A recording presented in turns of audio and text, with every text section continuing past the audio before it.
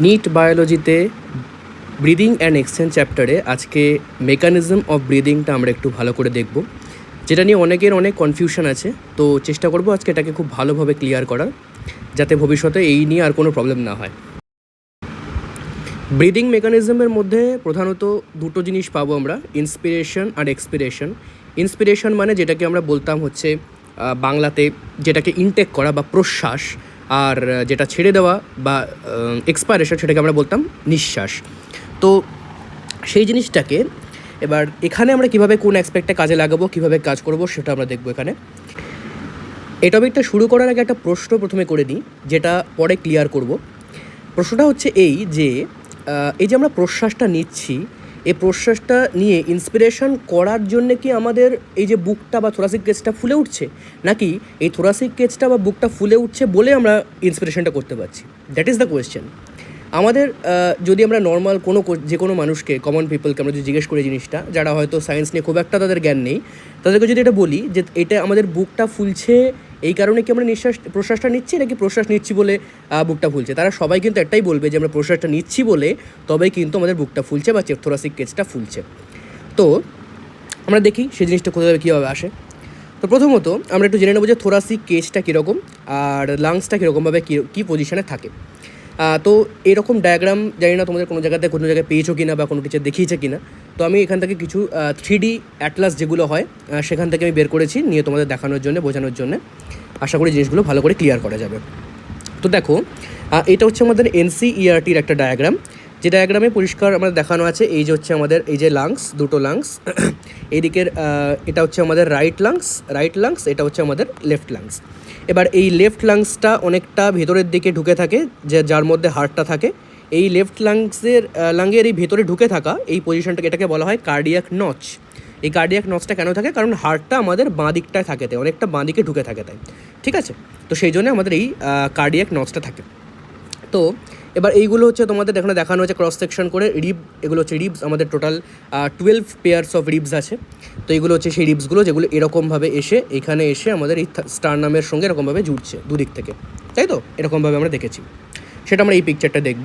এই পিকচার দেখতে পাচ্ছ, এই যে এটা হচ্ছে আমাদের স্টারনাম, আর এইখান থেকে আমরা দেখতে পাচ্ছি রিবসগুলো আসছে। কোথা থেকে আসছে? পিছনের, এটা দেখো পিছনে, এইটা হচ্ছে আমাদের ভার্টিব্রাল কলাম পিছনের দিকে। তাই যে ভার্টিব্রাল কলাম, এই ভার্টিব্রাল কলাম থেকে আমাদের এই যে রিবসগুলো আসছে, এসে আমাদের স্টারনামের সঙ্গে যোগ হচ্ছে, ঠিক আছে।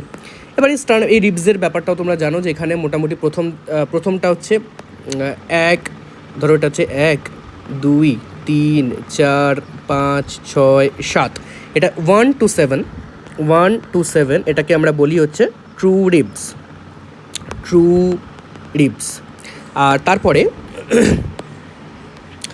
তারপরে আমরা দেখব যে এই দিকে এই 8 9 10 এই তিনটে দেখো কোথায় এসে এই 7th কস্টাল কার্টিলেজের সঙ্গে কিন্তু যুক্ত হচ্ছে। 8 9 10 এই তিনটে দেখো এই 7-এর সঙ্গে কিন্তু যুক্ত হচ্ছে। ফলে তারা কিন্তু ডাইরেক্ট স্টারনামের সঙ্গে যুক্ত না হয়ে বরং 7-এর সঙ্গে এসে যুক্ত হচ্ছে, 8 9 10। তাহলে আমরা এখানে কি বলতে পারি যে 8 9 and 10 এইগুলোকে বলছি আমরা ফলস রিবস, ঠিক আছে। আর এখানে তুমি যদি এই ভিতরের নিচের দিকে ভালো করে দেখতে পাও, এখানে কিন্তু এই যে এটা হয়ে গেল আমাদের 8 9 10, আর তারপর এখানে 11 আর 12 যেটা দেখা যাচ্ছে না এখানটায়, 11 আর 12 এদের কিন্তু ঝুলছে। এখানে কোনো জায়গাতে কারোর সঙ্গে অ্যাটাচ নেই, এরকম জাস্ট পিছনে আমাদের ব্যাকবোন থেকে এসে, ভার্টিব্রাল কলাম থেকে এসে জাস্ট ঝুলছে এরকমভাবে। সেগুলোকে বলা হয় ফ্লোট করছে যেহেতু, সেজন্য বলে ফ্লোটিং রিবস। তাহলে আমরা এখানে কি পাবো? 11 and 12 এটা হচ্ছে ফ্লোটিং রিবস, ঠিক আছে, ফ্লোটিং রিবস। এবার এটাকে বললাম হচ্ছে স্টারনাম, STERNUM, স্টারনাম, ঠিক আছে।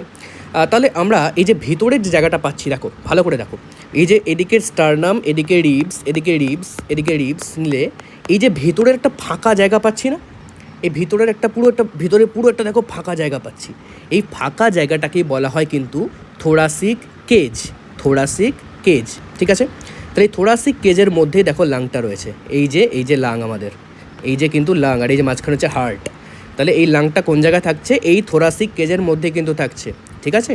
এই থোরাসিক কেজটাকে এই কারণে বলা হচ্ছে যে লাংটা যাতে এর মধ্যে থাকতে পারে, ওই জন্য থোরাসিক কেজ। এবার এই থোরাসিক কেজে এই লাংসের কী কী পার্ট আছে? এবার এবার লাংসের মধ্যে এই যে দেখো একটা একটা মেমব্রেন আছে, যেটা যে মেমব্রেনটা লাংসটাকে পুরো একদম ধরে রাখছে। তাহলে আমি যদি এটা দেখাই এরকমভাবে, যে এই ধরো একটা লাংস, এই হচ্ছে আমাদের লাংস, বা এদিকটা দেখাই, এই হচ্ছে ধরো আমাদের লাংস। তাহলে এই লাংসের মধ্যে কী কী লেয়ার থাকবে? দেখো দুটো লেয়ার থাকবে। একটা, আমি যদি পুরো মেয়েটাকে একটা রকম একটা চাদরের মতো করে আটকে দিই, এই চাদরের মতো করে আটকে দিই, এবার এই আটকানোর পরে আমরা তাহলে কী দেখতে পাচ্ছি, একটা লেয়ার দেখো এর সঙ্গে আটকে আছে, এই পুরো লাংসটাকে কভার করছে একদম এর চারপাশ জুড়ে। আরেকটা এর যে বাইরের দিকের যে দেওয়ালটা, এই বাইরের দিকের লেয়ারটা কী করছে, থোরাসিক কেজের সঙ্গে আটকে আছে। থোরাসিক কেজ কেন? এই যে দেখালাম এক্ষুনি, এই যে এখানে এই যে আমাদের লাংসটা, এই যে উপরের দিকে যে থোরাসিক কেজটা রয়েছে, তাহলে থোরাসিক কেজটা যেখানে রয়েছে, তাহলে থোরাসিক কেজের সঙ্গে একটা লেয়ার থাকবে, এই থোরাসিক কেজের সঙ্গে একটা লেয়ার থাকবে এই দিকেরটা, আর একটা যেটা লাংসের সঙ্গে আটকে থাকবে সেটা ভেতরের লেয়ারটা। তাহলে এইখানে এই যে পুরো লেয়ারটা, পুরো মেমব্রেনটা, এটাকে বলা হয় প্লুরাল মেমব্রেন। তাহলে এই প্লুরাল মেমব্রেনের দুটো পার্ট, একটা হচ্ছে যেটা বাইরের দিকে যেটা থোরাসিক কেজের সঙ্গে আটকে থাকে সেটাকে বলা হয় প্যারাইটাল প্লুরা, যেটা প্যারাইটাল মানে বাইরের দিকে, প্যারাইটাল প্লুরা। একটা visceral pleura, VISCERAL, visceral pleura. এটা ভিসেরাল কেন? কারণ আমাদের এই যে লাং, যে ভিসেরাটা, এই লাং এই ভিসেরাটার এর সঙ্গে আটকে আছে, সেজন্য ভিসেরাল প্লুরা। মনে থাকবে। তাহলে আমরা কী কী জানলাম? 1 to 7 true ribs, 8, 9, 10 false ribs, 11, 12 floating ribs. এই রিবসগুলো আর সামনে স্টারনাম, পিছনে ভার্টেব্রাল কলাম, এর মধ্যে নিয়ে ভেতরে যে জায়গাটা ফাঁকা জায়গাটা করছে সেটাকে বলা হয় থোরাসিক কেজ। এই থোরাসিক কেজের মধ্যে কী থাকছে? লাংস থাকছে, মাঝখানে হার্ট থাকছে, আর এইখানে আমরা দেখছি যে এই যে একটা প্লুরাল মেমব্রেন দিয়ে আটকে আছে, সেই তার বাইরের দিকের লেয়ারটাকে বলে প্যারাইটাল প্লুরা, ভেতরের দিকের লেয়ারটাকে বলা হয় ভিসেরাল প্লুরা। আর ভেতরের যে ফাঁকা যে স্পেসটা, সেটার যে হলুদটা পুরোটা দেখতে পাচ্ছ, ভেতরের যে ফাঁকা স্পেসটা বা ওর মধ্যে যদি কোনো ফ্লুইড অ্যাকুমুলেট হয় সেটাকে বলা হয় প্লুরাল ফ্লুইড। সেটাকে বলা হয় প্লুরাল ফ্লুইড। ঠিক আছে, হলো তাহলে এই অবধি। এবার আসি পরের জিনিসটা। দেখো, এবার দুটো প্রকার মাসেলের কথা একটু বলবো। এক্সটার্নাল ইন্টারকস্টাল মাসেল, যে নামটা তোমরা শুনেছো, এক্সটার্নাল ইন্টারকস্টাল মাসেল। এবার নামটা শুধু একটু ভেঙে দেখি। দেখো, কস্টাল কথাটার মানে হলো, এই কস্টাল কথাটার মানে আপাতত জেনে নাও যে এটাকে বলা হচ্ছে রিবস। কস্টাল কথাটার মানে হলো রিবস, ঠিক আছে। আর ইন্টার তার মানে দুটো কস্টালের মাঝখানে, তাহলে বিটুইন টু রিবস। তাহলে ইন্টারকস্টাল, ইন্টার মানে হলো বিটুইন, আর আচ্ছা এটা তাহলে ইন্টার বিটুইন করে দিই, তাহলে ইন্টার মিনস বিটুইন আর কস্টাল মিনস রিবস, তাহলে এটা দুটোর মিলিয়ে মানে হচ্ছে বিটুইন টু রিবস। তাহলে বিটুইন টু রিবস, দুটো রিবসের মাঝখানে থাকবে। তাহলে সেই মাসেলটা কি? যে মাসেলটা দুটো রিবসের মাঝখানে থাকবে সেটাকে বলা হচ্ছে ইন্টারকস্টাল মাসেল।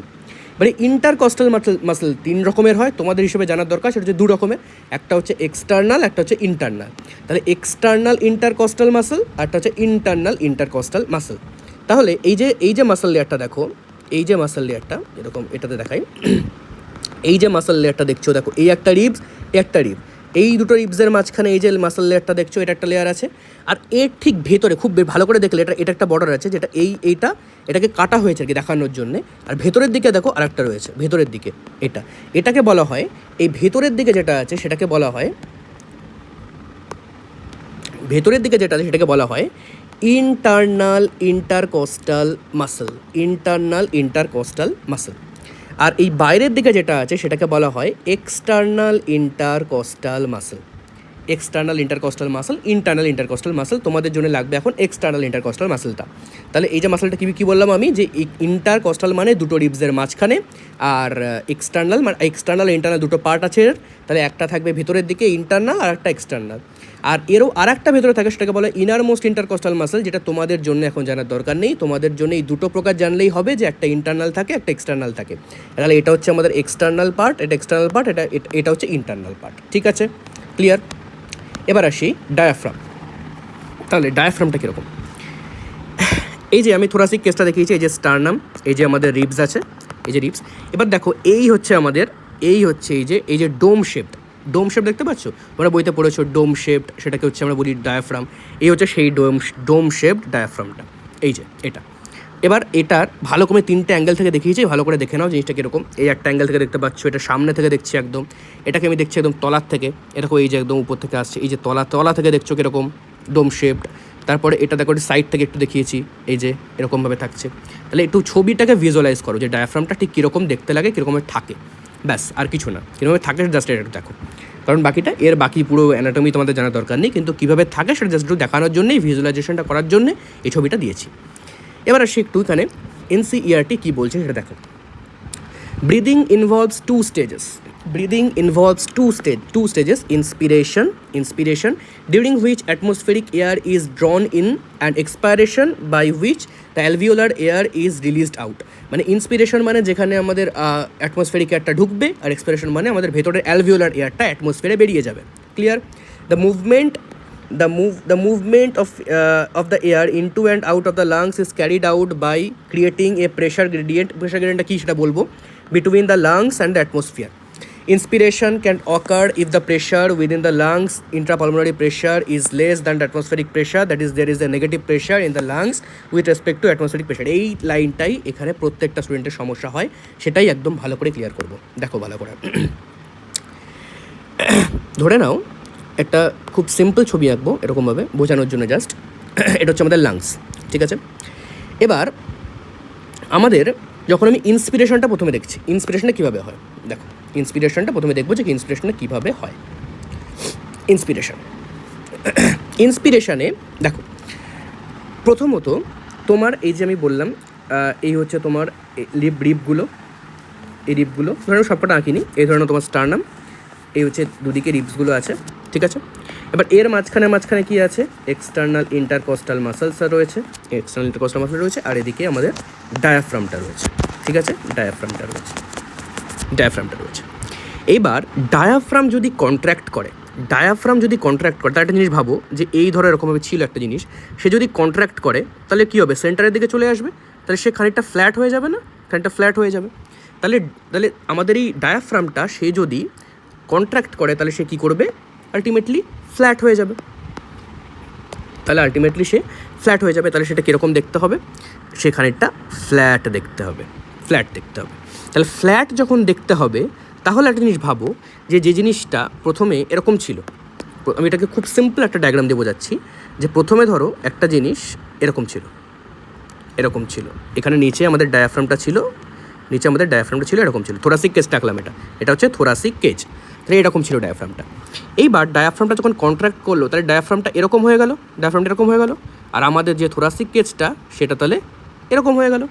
তাহলে আমাকে একটু বলো যে এর যে ভলিউমটা ছিল, সেখান থেকে ভলিউমটা কি বাড়লো না কমলো? ভলিউমটা বেড়ে গেল না? ভলিউমটা কীরকমভাবে বাড়লো? ওপর থেকে নিচে না, তাহলে এটাকে আমি তাহলে কী বলবো, উপরে অ্যান্টেরো, নিচে হচ্ছে পোস্টের, তাহলে অ্যান্টেরো পস্টেরিয়র অ্যাক্সিস। তাহলে ডায়াফ্রাম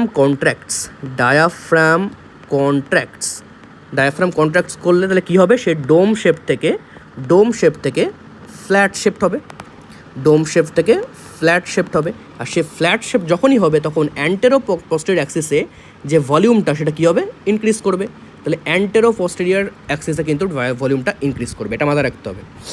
এইবার এই যে ইন্টারকস্টাল মাসলসেরগুলো কথা বলেছিলাম, এই যে ইন্টারকস্টালস মাসলগুলো যদি এখন তার কন্ট্রাক্ট করে তারা, সেই কন্ট্রাকশনের জন্য কী হবে, এবার যদি আমি সাইড ভিউ থেকে দেখাই, আবার আগের ছবিটাতে ফিরে আসি, দেখো এই যে এখানটায়, এইবার যদি এরা কন্ট্রাক্ট করে তাহলে কি হবে, যে এই রিবসগুলো এরকমভাবে ছিল, এই রিবসগুলো কিন্তু সামনের দিকে এগিয়ে যাবে।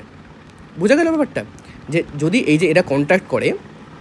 এরা যদি কন্ট্রাক্ট করে তাহলে আমি যদি এবার সাইড থেকে একটা ছবি দেখি, এবার সাইড থেকে ধরো এই যে এটা হচ্ছে আমাদের সামনে থোরাসিক কেজ, এই হচ্ছে আমাদের রিবসগুলো রয়েছে। এবার এই রিবসগুলো যদি এরা যদি ইন্টারকস্টাল মাসল যদি এক্সটার্নাল ইন্টারকস্টাল মাসল যদি কন্ট্রাক্ট করে, তাহলে এই যে রিবসগুলো তারা কিন্তু সামনের দিকে এরকমভাবে উঠে যাবে। তাহলে সামনের দিকে যখন সরে যাবে, ব্যাপারটা মানে 3D ভিজুয়ালাইজ না করলে বোঝা যায় না ব্যাপারটা, তাও আমি দেখাচ্ছি এরকমভাবে, ধরো সামনের দিকে যদি সরে যায় তাহলে কি এইখানে যে জায়গাটা হলো, তাহলে সেটা এই বরাবর যে ডায়ামিটারটা সেটা বেড়ে গেল না, এবার আবার ডায়ামিটারটা, তাহলে এই দিকে পেছনের দিক, এটা কিন্তু পেছনে, তাহলে পেছনকে কী বলা হয় ডরসাল, আর সামনের দিকটা কী বলা হয় ভেন্ট্রাল। তাহলে এই ডরসো ভেন্ট্রাল অ্যাক্সিস, ডরসো ভেন্ট্রাল অ্যাক্সিস, এই ডরসো ভেন্ট্রাল অ্যাক্সিসে তাহলে ভলিউমটা কী হলো, ইনক্রিজ করলো। কখন করলো? যখন এক্সটার্নাল ইন্টারকস্টাল মাসল কন্ট্র্যাক্ট করবে। যখন এক্সটার্নাল ইন্টারকস্টাল মাসল কন্ট্র্যাক্ট করবে তখন কী হবে, ডরসো ভেন্ট্রাল অ্যাক্সিসে ভলিউমটা বাড়বে। বোঝা গেল ব্যাপারটা?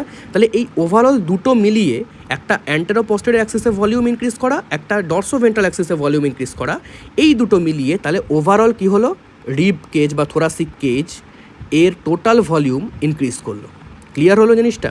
ওভারঅল দুটোর কিন্তু রিব কেজের ভলিউমে কিন্তু ইনক্রিজ করলো। আর রিব কেজের যখন ভলিউম ইনক্রিজ করবে, রিব কেজের যখন ভলিউম ইনক্রিজ করবে, তাহলে একটা জিনিস মনে করো, রিব কেজের ভলিউম ইনক্রিজ করলো। এবার আমি যদি এখন বলি বয়েলস ল, তাহলে বয়েলস ল মনে আছে নিশ্চয়ই, যে ভলিউম প্রপোর্শনাল টু 1/p। তাহলে যদি এখন ভলিউম ইনক্রিজ করে তাহলে ভিতরের প্রেশারটা ডিক্রিজ করবে না? তাহলে এই যে আমি বলছি যে ওভারঅল থোরাসিক কেজের ভলিউম ইনক্রিজ করেছে, তাহলে ইন্ট্রা পালমোনারি একটা জিনিসটা কি, এটাতে যখন থোরাসিক কেজটা ইনক্রিজ করছে ভলিউম, তাহলে এর সঙ্গে যে লাংসটা ছিল, লাংসটা তো এর সঙ্গে প্লুরাল মেম্বার দিয়ে অ্যাটাচ করে আছে। তাহলে লাংসটা যেটা আছে এর সঙ্গে, তাহলে লাংসটা তো এর সঙ্গে এরকমভাবে অ্যাটাচ করে আছে, জুড়ে আছে প্যারাইটাল প্লুরা দিয়ে। তাহলে প্যারাইটাল প্লুরা দিয়ে যখন তাহলে এবার এই থোরাসিক কেজটা ইনক্রিজ করবে, তখন লাংগুলোও ইনক্রিজ করবে, লাংসগুলোও তাহলে ফুলে উঠবে, তাহলে লাংসের ভলিউম ইনক্রিজ হবে। তাহলে এখান থেকে কী বলতে পারি, যে ইন্ট্রা পালমোনারি ভলিউম সেটা কি হবে, ইনক্রিজ হবে। আর তাহলে ইন্ট্রা পালমোনারি ভলিউম যদি ইনক্রিজ হয়, তাহলে ইন্ট্রা পালমোনারি প্রেশার কী হবে, এখনই বললাম এই যে ভলিউম যদি ইনক্রিজ করে তাহলে প্রেশার কী হবে, ডিক্রিজ করবে। তাহলে ইন্ট্রা পালমোনারি প্রেশার ডিক্রিজ করবে। এবার ওই লাইনটা বোঝা গেল? আবার যাচ্ছে ওই লাইনটা, দেখো এই যে লাইনটা, এই যে বলছে যে এই লাইনটাকে বড় করি, দেখো এই যে কোথায় গেল, the movement of air into and out of the lungs is carried out by creating a pressure gradient between the lungs and the atmospheric pressure. Inspiration can occur if the pressure within the lungs, intrapulmonary pressure, is less than the atmospheric pressure. That is, there is a negative pressure gradient in the lungs with respect to the atmospheric pressure. তাহলে এটুকু বোঝা গেল যে কীভাবে intrapulmonary pressure is less than the atmospheric pressure. তাহলে এখানে atmospheric pressure যেটা আমি দেখালাম যে ইন্ট্রাপালমোনারি প্রেশারটা ডিক্রিজ করছে, ইন্ট্রাপালমোনারি ভলিউম ইনক্রিজ করার জন্য ইন্ট্রাপালমোনারি প্রেশার ডিক্রিজ করছে। তাহলে এখন ধরে নাও এই যে লাংসের তার একটা প্রেশার ছিল, কীরকম দেখাচ্ছি, ধরে নাও 100 ছিল, আর বাইরে যে অ্যাটমসফেরিক প্রেশার সেটাও ধরে নাও 100 ছিল। কিন্তু এখন আমি কি বললাম যে ইন্ট্রাপালমোনারি প্রেশার সে তো ডিক্রিজ করছে, তাহলে ইন্ট্রাপালমোনারি প্রেশার যদি ডিক্রিজ করে তাহলে এই প্রেশারটা ডিক্রিজ করবে, তাহলে আলটিমেটলি 100 থেকে মোটামুটি ধরে নাও যে এটা 98 হয়ে গেল। তাহলে 98 যখনই হয়ে গেল তখন তাহলে সেটা 100 থেকে কম, তাহলে 100 থেকে কম মানে এবার ভেতরে এবার এই যে প্রেশার ডিফারেন্সটা হলো, এটা 98, এটা 98, এটা 100, তাহলে এই যে প্রেশার ডিফারেন্স এটাকেই বলা হচ্ছে ডেল্টা পি বা প্রেশার গ্রেডিয়েন্ট। তাহলে এই যে প্রেশার গ্রেডিয়েন্টের জন্য কী হবে, বাইরের এয়ার ভেতরে ইনটেক হবে, বাইরের যে অ্যাটমসফেরিক এয়ার সেটা ইন্সপিরেশনটা হবে। ক্লিয়ার? বোঝা গেল জিনিসটা? তাহলে ইন্সপিরেশনটা পুরো ক্লিয়ার। রিব কেজ তাহলে ভলিউমটা ইনক্রিজ করছে কীভাবে, এক হচ্ছে আমাদের ডায়াফ্রামের জন্য, এক হচ্ছে এক্সটার্নাল ইন্টারকস্টাল মাসলের জন্য, দুটো কন্ট্রাকশনের জন্য। এই যে এখানে দেখালাম যে আমাদের অ্যান্টেরো পোস্টেরিয়র অ্যাক্সিসে যে ভলিউমটা ইনক্রিজ করবে কীভাবে, যখন ডায়াফ্রামটা কন্ট্রাক্ট করবে। আর যদি এক্সটার্নাল ইন্টারকস্টাল মাসল কন্ট্রাক্ট করে তাহলে কী হবে, রিব কেজের ভলিউমটা কোথায় ইনক্রিজ করবে, ডরসো ভেন্ট্রাল অ্যাক্সিসে। আর এই দুটোর জন্য কী হচ্ছে, ভলিউমটা দুটোর জন্যই রিব কেজের ভলিউম ইনক্রিজ করছে।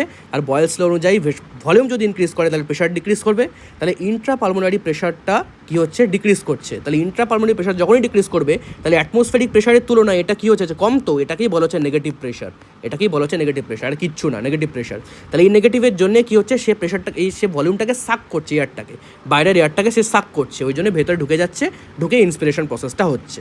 ক্লিয়ার? তাহলে এবার আসি আমার হচ্ছে এক্সপাইরেশন প্রসেসটা। এক্সপাইরেশন এবার এক্সপাইরেশন ব্যাপারটা হলো এটা কিন্তু পুরোপুরি passive process. Expiration is totally passive process. এর জন্য কিন্তু কোনো রকম মাসেলের কন্ট্রাকশানের দরকার হয় না। তাহলে মাসেলগুলো যেটা ধরে নাও যে কন্ট্রাকশান হচ্ছিল বলেই এই থোরাসিক ভলিউম ইনক্রিজ করলো। এবার যখনই মাসেলটাকে কন্ট্রাকশানটা বন্ধ হয়ে যাবে তাহলে সে কী হবে, অটোমেটিক আবার আগের জায়গায় ফিরে আসবে। তাহলে অটোমেটিক যখন আবার আগের জায়গায় ফিরে আসবে তাহলে এর কী হলো, ভলিউমটা ডিক্রিজ করে গেল। তাহলে ইন্ট্রাপালমোনারি ভলিউম আবার ডিক্রিজ করলো মানে কি, তার করেসপন্ডিং যে প্রেশারটা ইন্ট্রাপালমোনারি প্রেশার ইনক্রিজ করবে বয়েলস ল অনুযায়ী। তাহলে ইন্ট্রাপালমোনারি প্রেশার যখন ইনক্রিজ করে গেল, তাহলে সে যখন অ্যাটমসফেরিক প্রেশারের তুলনায় বেশি হয়ে গেল, তখন কি হলো, সে ভেতরের প্রেশারটাকে পুশ করে দিল, পুশ ব্যাক, তাহলে সে বাইরে বের করে দিল। That is the expiration process, যেখানে কোনো কিন্তু মাসেলের দরকার হয় না। এটা কিন্তু আমাদের একদম প্যাসিভ প্রসেস, যে আমরা যখনই কন্ট্রাকশনের জন্য যে মাসেল কন্ট্রাকশনটা লাগছে সেটা যদি বন্ধ হয়ে যায়, তাহলে কিন্তু ভেতরের যে প্রেশারটা সেটা বাইরে বেরিয়ে যাবে অটোমেটিক এই লাংসের রিকয়েলের জন্য। লাংস কিন্তু রিকয়েল ব্যাক করছে, দেখো লাংস রিকয়েল ব্যাক করছে। তাহলে লাংস রিকয়েল ব্যাক করার জন্যে তাহলে ইন্ট্রাপালমোনারি যে ভলিউমটা ডিক্রিজ করছে। তাহলে ভলিউম ডিক্রিজ করা মানে কি, প্রেশার ইনক্রিজ করা। তাহলে অ্যাটমসফেরিক প্রেশারের তুলনায় এটা বেশি, তাহলে তার প্রেশারের যে এয়ারটাকে সেটা বাইরে বের করে দেবে। দ্যাট ইজ দ্য এক্সপাইরেশন, ঠিক আছে। এবার এখন তুমি যদি ফোর্সড এক্সপাইরেশন করো, ফোর্সড এক্সপাইরেশন, তাহলে এই ফোর্সড এক্সপাইরেশনের জন্য কিন্তু তোমার যে অ্যাবডোমেনের যে মাসেলগুলো, ধরো তুমি এই যে থোরাক্স, এই যে ডায়াফ্রাম দিয়ে থোরাক্স আর অ্যাবডোমেনকে আলাদা করা হচ্ছে, তাহলে এই যে উপরের এই যে ডায়াফ্রামের নিচে এখানে অনেক রকম মাসেল থাকে, ঠিক আছে, এক্সটার্নাল ইন্টারকস্টাল, ট্রান্সভার্সাস অ্যাবডোমিনিস, রেক্টারস অ্যাবডোমিনিস, প্রচুর মাসেলস আছে। তো তার মধ্যে কিছু মাসেলস তারা কিন্তু এই ফোর্সড এক্সপাইরেশনটার জন্য কাজে লাগে। মানে নর্মাল তুমি তো পড়েছো এখন টাইডাল ভলিউম পড়েছো, এগুলো আমি এই ক্লাসটা নেবো আর একটা যে লাং ভলিউম আর ক্যাপাসিটি, ওটা নিয়ে একটা ক্লাস নেবো।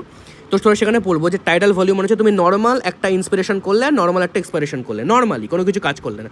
এবার মাঝে মাঝে কী হয়, তুমি জোরে একটা শ্বাস নিলে, জোরে একটা শ্বাস বের করলে, তাহলে এই যে জোরে বের করাটা, এই যে ফোর্সড এক্সপাইরেশন, এটার জন্য কিন্তু তোমার অ্যাবডোমিনাল মাসেলসগুলো লাগে, কিন্তু লাগে, সেটার জন্য ফোর্সড এক্সপাইরেশনের জন্য কিন্তু লাগে। ক্লিয়ার? তাহলে এটা হচ্ছে ইন্সপিরেশন এক্সপিরেশনটা কিন্তু পুরো ভালো করে বললাম এটা। এবার তোমাদের এনসিডিটা একবার রিডিং দিয়ে দিই, তাহলে কিন্তু জিনিসটা ভালো করে ক্লিয়ার হবে। দেখো, তাহলে এই যে অবধি যেটা বললাম যে there is a negative pressure in the lungs with respect to the atmospheric pressure. Similarly, expiration takes place when the intrapulmonary pressure is higher than the atmospheric pressure. The diaphragm and a special set of muscles, external and internal intercostal muscle of the ribs, help in the generation of such gradients. এখানে কিন্তু এরা কিন্তু কোনো মানে contraction করে না, এরা just relax করে যায়, আর কিচ্ছু না। এটা হচ্ছে লাংসের মানে নিজস্ব রিকয়েল ব্যাক করে, যার জন্য আমাদের লাংসের এই যে ভলিউমটা বড় ছিল সেটা কিন্তু আস্তে আস্তে কমে গেল, এই যে রিকয়েল ব্যাক করছে ভেতরের দিকে, সেজন্য ছোটো হয়ে গেলে কী হবে, ভলিউমটা ডিক্রিজ করবে, তাহলে প্রেশারটা ইনক্রিজ করবে, তাহলে অ্যাটমসফিয়ারের তুলনায় এটা বেশি, তাহলে আবার বাইরে চলে গেল, তাহলে এক্সপারেশন হয়ে গেল। The diaphragm and the specialized sets of the muscle, external intercostal muscles between the ribs and the ribs generates such gradients. Inspiration is initiated by the contraction of the diaphragm, which increases the volume of the thoracic chamber in the anteroposterior axis. এক্ষুনি যেটা বললাম আমি, the contraction of the external intercostal muscle lifts up the ribs and the sternum, causing the increase in the volume of the thoracic chamber in the dorsoventral axis. তাহলে কি বললাম, diaphragm করবে হচ্ছে anteroposterior axis-এ আর external intercostal muscle করবে হচ্ছে dorsoventral axis-এ, ঠিক আছে। The overall increase in the thoracic volume causes a similar increase in the pulmonary volume. An increase in pulmonary volume decreases the intrapulmonary pressure to less than the atmospheric pressure, which forces the air from outside to move in the lungs. That is inspiration. Clear? পুরো বোঝা গেল যা যা বললাম। Relaxation of the diaphragm and the intercostal muscle returns the diaphragm and sternum to their normal position and reduces the thoracic volume and thereby the pulmonary volume. Relaxation বললাম যে relaxation করলে এই যে intercostal muscle returns to the diaphragm and sternum to the normal position, the reduce thoracic volume and therefore pulmonary pressure. This leads to increase in the intrapulmonary pressure to strongly above the atmospheric pressure, causing the expulsion of the air from the lungs. That is expiration. We have the ability to increase the strength of the inspiration and expiration with the help of the additional muscles in the abdomen on the average. তাহলে এই যে clear যা যা বললাম পুরোপুরি একদম inside line অনুযায়ী মিলে গেল, তাহলে আশা করি কোনো রকম প্রবলেম হয় না এখানে। On an average healthy human breaths 12 to 16 times per minute the volume, এগুলো তো নর্মাল কথা যে সমস্ত তোমরা দেখেছো। আর বাকি তাহলে এই যেগুলো এটা কিন্তু খুব কনফিউশন হয়, প্রচণ্ড কনফিউশনের জায়গা, কিন্তু খুব ভালো করে যেগুলো বললাম এই যে পুরো প্রসেসটা এটা তাহলে আশা করি আর কোনো সমস্যা এখানে হবে না। আর এই যে পুরো পিডিএফটা এটা আমি আমার হোয়াটসঅ্যাপ যে গ্রুপ আছে সেখানে পাঠিয়ে দেবো। হোয়াটসঅ্যাপ গ্রুপে কিন্তু ফ্রিতে মেন্টরশিপ দিই আমি, ওখানে যাদের যে কোনো রকম সমস্যা সেখানে তারা আমাদের বলে, আর আমি আমার যত নোটস আছে সেগুলো দিই, নতুন নতুন নোটস বানিয়ে দিই, তাদের প্রবলেম হলে সেগুলোকে সলভ করি। তো আমি হোয়াটসঅ্যাপের যে গ্রুপটা সেটা আমি কিন্তু আমাদের ওই এই ডেসক্রিপশন বক্সে দিয়ে দেবো, তো সেখান থেকে তোমরা জয়েন করতে পারো, আমি ওটার পিডিএফটা এখানে দিয়ে দেবো, ঠিক আছে? আর যদি এই নিয়ে আর কোনো রকম সমস্যা থাকে বা নতুন কোনো টপিক তোমাদের জানতে ইচ্ছা করে যেগুলো আমি ক্লাস করাতে পারি, সেটাও তোমরা বলতে পারো কমেন্টে। আর এটা ক্লাসটা কেমন লাগলো সেটাও একবার জানিও, তাতে কমেন্ট করলে জিনিসটা ভালো হয়। আর প্রত্যেকে অন্তত একটা লাইক করো যদি ভালো লাগে, আর শেয়ার করো তোমাদের বন্ধুদের সঙ্গে। Thank you.